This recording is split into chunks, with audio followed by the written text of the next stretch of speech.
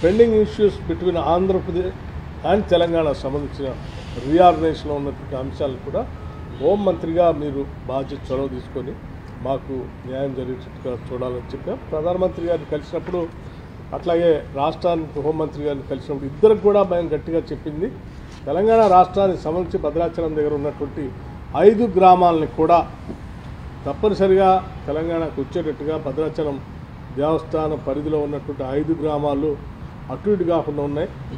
అవి ఆంధ్ర వాళ్ళు ఈ గ్రామంలో రావాలంటే తెలంగాణ నుంచి రావాల్సి వస్తుంది. మేము మా తెలంగాణలో భద్రాచలం తర్వాత ఉన్నటువంటి గ్రామాలు పోవాలంటే ఈ ఆంధ్ర ప్రాంతంలో ఉన్న 5 గ్రామాలు దాటిపోవాల్సి వస్తుంది. ఎప్పుడు ఏదైనా ఇబ్బందులు వచ్చినా వరదలు వచ్చినప్పుడు కూడా లేదా సహాయ సహకారాలు అందించాలంటే కూడా ఆంధ్ర ప్రాంతానికి అడ్మినిస్ట్రేటివ్ పరంగా కూడా చాలా దూరంగా ఉన్నాయి, వాళ్ళు చేయలేకపోతున్నారు. ఏం చేయాలన్నా తెలంగాణ ప్రభుత్వం మీద ఆధారపడి ఉన్నారు. కాబట్టి 5 గ్రామాలను కూడా మాకు ఇచ్చేటట్టుగా చూడవలసిందిగా వారిని కోరటం జరిగింది.